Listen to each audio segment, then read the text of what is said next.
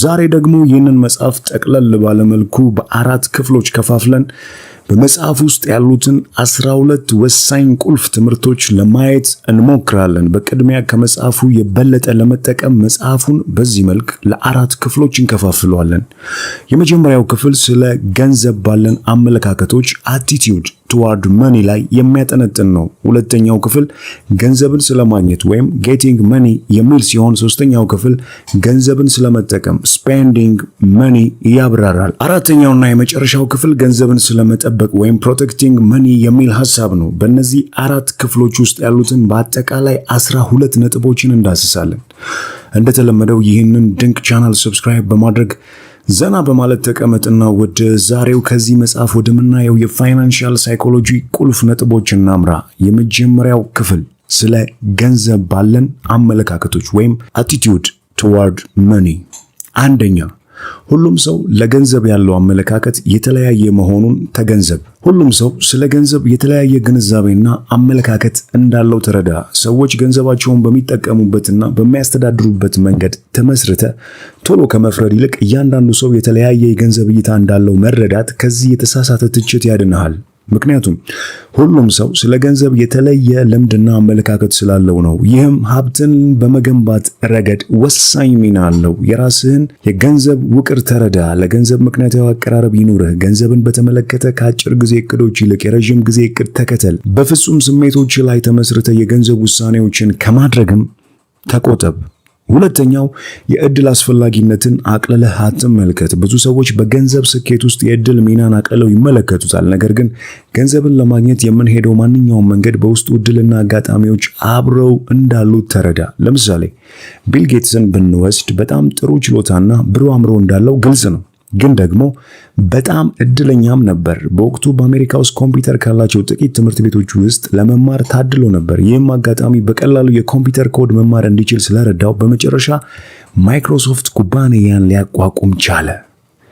ትኩረት መስጠት ያለብህ ኢላን መስክ ሀብታም ለመሆን ምን አደረገ ወይም ቢል ጌትስ ሀብታም ለመሆን ምን ሰራ በማለት ግለሰቦቹ ላይ ትኩረት ከማድረግ ይልቅ በጥልቀት ማየት ያለብህ እነዚህ ሰዎች በተለያየ የጊዜ አጋጣሚ ያገኙትን እድሎችና እውነታ ሰፋ አድርገህ ለማየት ሞክር። ይህን ስታደርግ ሀብትን በመገንባት ረገድ እድልና አጋጣሚ አቅልለህ ማየት ታቆማለህ። ሶስተኛው ገንዘብን በተመለከተ ያለኝ ይበቃኛል የሚል አስተሳሰብ ሊኖርህ ይገባል። ብዙ ጊዜ ግቦችን እናስቀምጥና ግባችን ላይ ስንደርስ ቆም ብለን በስኬታችን ከመደሰት ይልቅ ሌላ ግቦችን ቀጥለን እናኖራለን። ይህ ዑደት ማለቂያ የለውም። ሁሌም ወደሚቀጥለው ግብ እንሯሯጣለን። ዑደቱ አያበቃም። ምክንያቱም ራሳችንን በዚህ በማይታይ መሰላል ውስጥ ከኛ በላይ ካሉ ሰዎች ጋር እያወዳደርን ስለሆነ ነው። ብዙ ሰዎች ገንዘብን በተመለከተ ያለኝ ይበቃኛል የማለቱን ትርጉም ምን እንደሆነ ለመወሰን ይቸገራሉ። ይህ ለገንዘብ ጭንቀትና ደስተኛ ላልሆነ ህይወታቸው ምክንያት ነው። የበለጠ ገንዘብ መፈለግና ቁሳዊ ንብረት መሰብሰብ ወደ ማያቋርጥ የብስጭት ስሜት የሚያመራው ማለቂያ የሌለው ገደል ሊሆን ይችላል። ስለዚህ ያለኝ ይበቃኛል የምትለው መቼ ነው? ለዚህ ጥያቄ ምላሽ እስካልሰጠ ድረስ ብዙ ገንዘብ መፈለግና ቁሳቁስ መሰብሰብ የሚፈጥርብህ ብስጩ ስሜትን ብቻ ነው። ስለዚህ ዛሬውኑ ገንዘብን በተመለከተ በቂ ነው ብለህ የምታስበውን ትክክለኛ ፍቺ ላንተ በሚስማማ መንገድ ወረቀት ላይ ግልጽ አድርገህ አስፍር። እንግዲህ እነዚህ ከላይ ያየናቸው 3 ነጥቦች በክፍል 1 ስር ማለትም ስለ ገንዘብ ባለህ አመለካከት attitude toward money ዙሪያ የሚያጠነጥኑ ናቸው። በመቀጠል በክፍል 2 ገንዘብን ማግኘት ወይም getting money በሚለው ክፍል ስር ያሉትን ቁልፍ ነጥቦች ለማየት እንሞክር። አራተኛው ኮምፓውንዲንግ ተጠቀም። በዚህ ክፍል ውስጥ የመጀመሪያው ነጥብ the power of compounding በመጠቀም ሀብትን በጊዜ ሂደት እንዴት ማካበት እንደምትችል የሚጠቁም ሐሳብ ነው። ኮምፓውንዲንግ በመነሻ ኢንቨስትመንት ሀብትን የመፍጠር ሂደት ነው። ይህም በረዥም ጊዜ የኢንቨስትመንት የማያቋርጥ ገቢን የሚፈጥር ቀመር ነው። ኮምፓውንዲንግ ያለማቋረጥና በቀጣይነት ኢንቨስት የማድረግ ጥበብ ነው። በኮምፓውንዲንግ ትናንሽ ኢንቨስትመንቶች እንኳን ከጊዜ በኋላ በከፍተኛ ሁኔታ ሊያድጉ ይችላሉ። በረዥም ጊዜ ኢንቨስትመንቶች ላይ አትኩር። ይህ ተከታታይነት ያለው ትርፍ ያመጣልሃል። አምስተኛው የቻልከውን ያህል ቆጥብ። ምንም እንኳን ግልጽ የሆነ ምክንያት ባይኖርህም ዝም ብለህ ከገቢ ላይ ቆጥብ። የቁጠባ መጠን ዝቅተኛ ከሆነ ሀብትን መገንባት ከገቢ ወይም ከኢንቨስትመንት ገቢ ጋር ያለው ግንኙነት ያን ያህል ነው። ብዙ ጊዜ ቁጠባን በተመለከተ ቁጠባ ይሆናል ከገቢ ላይ ወጪያችንን ቀንሰን የምንጥላት ሳንቲም እንደሆነች እናስባለን። ደራሲው ግን በዚህ መጽሐፉ እንደሚለው ቁጠባ ከገቢ ላይ ኢጎ ሲቀነስ እንደሆነ ይገልጻል።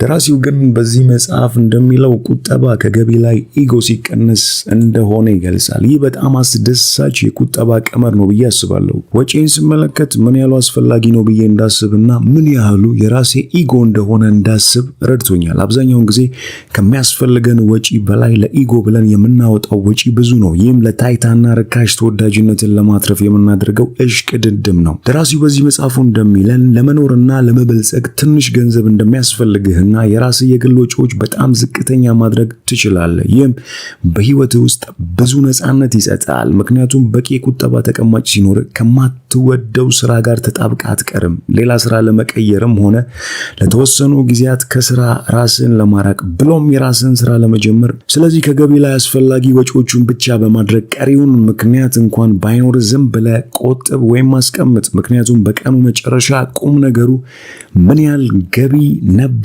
የሚለው ሳይሆን ምን ያህሉ ካንተ ጋር ሰንብቷል የሚለው ነው። ስድስተኛው ቀጣይነት ያለው ኢንቨስትመንት ይኑርህ። ሁለት ባለሀብቶች አሉ ብለህ አስብ። አንዱ በቀጣይነት ገንዘቡን ያለማቋረጥ ኢንቨስት በማድረግና የረዥም ጊዜ እቅዶችና ግቦች ላይ በማትኮር ሀብትን በማካበት ሲሰራ፣ ሌላኛው ደግሞ ስሜቱን በመከተል አልፎ አልፎ ኢንቨስት በማድረግ የአጭር ጊዜ የፋይናንሻል እቅዶችን ይከተላል። በመጨረሻ ከሁለቱ ባለሀብቶች ውጤታማ በሆነ መንገድ ቀጣይነት ያለው ሀብትን መገንባት የሚችለው የቱ ይመስላል? ምላሹ ግልጽ ነው። ሂድ አንተም እንዲሁ አድርግ። ሶስተኛው ክፍል ገንዘብን ስለመጠቀም ወይም ስፔንዲንግ መኒ በሚለው ሐሳብ ስር ያሉትን ቀጣይ 7፣ 8 እና 9 ሐሳቦችን ለማየት እንሞክር። ሰባተኛው ነፃነትን ለመግዛት ገንዘብን ተጠቀም። ገንዘብ ከሚሰጥ አንዱና ዋናው ቁልፍ ነፃነትና የፈለግከውን ነገር ከፈለግከው ሰው ጋር እስከፈለግከው ጊዜ ድረስ የማድረግ ችሎታ ነው። ገንዘብ ጊዜን ለመግዛት እንዲሁም ጊዜህን እንድትቆጣጠር ያስችልሃል። ሰፊ አማራጮችንም ያቀርብልሃል። በህይወት ዋናው ቁም ነገር ደስተኛ መሆንና ትርጉም ያለው ህይወት መኖር መቻላችን ነው።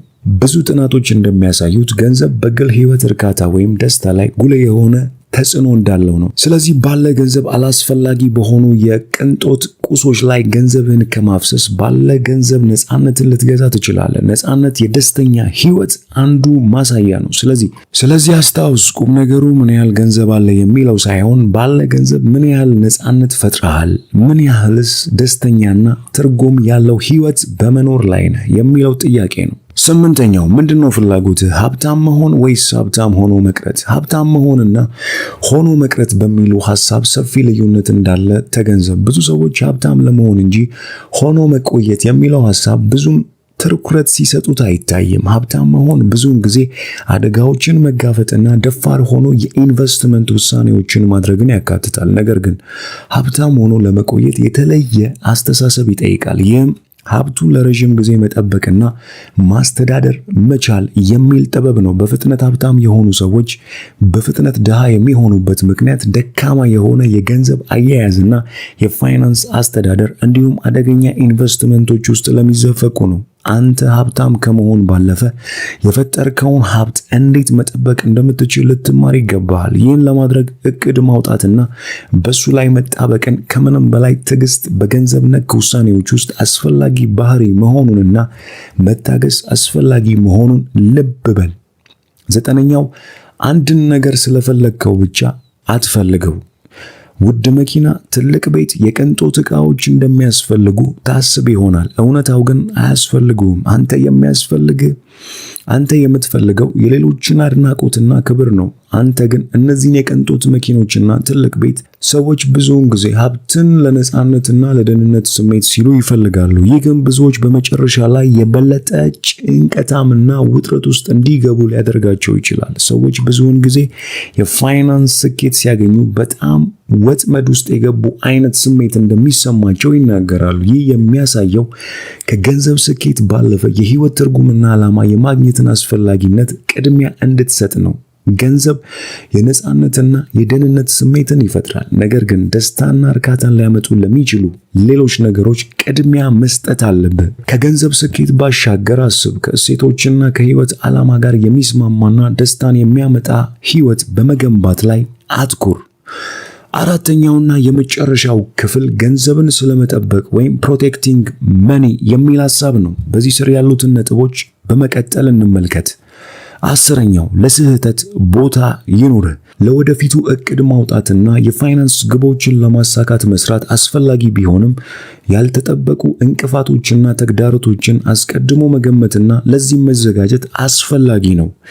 ለስህተት ቦታ መተው የአደጋ ጊዜ ፈንድ ከመገንባት አንስቶ ኢንቨስትመንቶችን እስከ ማብዛት ድረስ ብዙ ነጥቦች በውስጡ ያካትታል። በፋይናንሻል እቅድና ግብ ማውጣት ረገድ ተጨባጭና ተለዋዋጭ መሆን የሚሉ ጉዳዮች ሊከሰቱ እንደሚችሉ በመገንዘብ መዘጋጀት አስፈላጊ ነው። የፋይናንስ ግቦችን ማሳካት እንድትችልና ካልተጠበቁ ክስተቶችና ተግዳሮቶች ራስህን ከወዲሁ መከላከል እንድትችል ተጨባጭና ተለዋዋጭ ዘዴዎችን ተጠቀም። 11ኛው አንተን ጨምሮ ሁሉም ነገር የሰዎች የፋይናንስ ግቦችና ቅድሚያ የሚሰጧቸው ነገሮች ህይወትን ጨምሮ በተለያዩ ምክንያቶች ተጽዕኖ ሊያርፍባቸው ይችላል። የግለሰባዊ ሁኔታዎች ለውጦችና የምጣኔ ሀብታዊ ሁኔታዎች መለወጥ ለለውጥ ክፍት መሆንና አዳዲስ ግቦችንና ቅድሚያ የሚሰጧቸውን ነገሮች ለማሟላት የገንዘብ እቅዶችንና ስትራቴጂዎችን ማስተካከል አስፈላጊ መሆን ግዴታ የሚያደርጉ ሁኔታዎች ሊፈጠሩ ይችላሉ። ስለዚህ የረጅም ጊዜ እይታን በማድረግ ማቀድን ተለማመድ። ይህም የግል ፋይናንስና ኢንቨስትመንት ማድረግ ጠንካራ የፋይናንሻል መሰረት በመገንባት ላይ በማትኮር ተለዋዋጭ በመሆን የፋይናንስ ግቦችን ማሳካት እንድትችል ይረዳሃል። በጊዜ ሂደት ያልተጠበቁ ተግዳሮቶች ሲያጋጥሙ ተለዋዋጭነትንና መላመድን የሚያስቀድም የፋይናንሻል እቅድ በመገንባት ላይ ስራ። ይህን ማድረግ የፋይናንስ ስልቶችህ በጊዜ ሂደት ጠቃሚና ውጤታማ ሆነው እንዲቀጥሉ ማድረግ ያስችልሃል። ከዚህ መጽሐፍ የምናየው 12ኛውና የመጨረሻው ነጥብ ጽንፈኛ ክስተቶችን ተገንዘብ።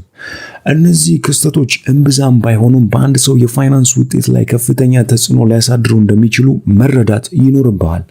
አንድ ሰው የኢንቨስትመንት ውሳኔዎችን ሲያደርግ እነዚህን ጽንፈኛ ክስተቶች ግምት ውስጥ ማስገባት ይኖርበታል። እንደ ስቶክ ገበያ ውድቀት ወይም ድንገተኛ የዋጋ ጭማሪ የሚሉ ጉዳዮች በዚህ ክልል ውስጥ የሚወድቁ ጽንፈኛ ክስተቶችን የሚያመለክቱ ሲሆን በግላዊ ፋይናንስ ወይም እነዚህን ክስተቶች መቼ እንደሚከሰቱ ለመተንበይ ባይቻልም ኢንቨስትመንቶችን በማብዛት ከዚህ አደጋ ራስህን ማዳን ትችላለህ።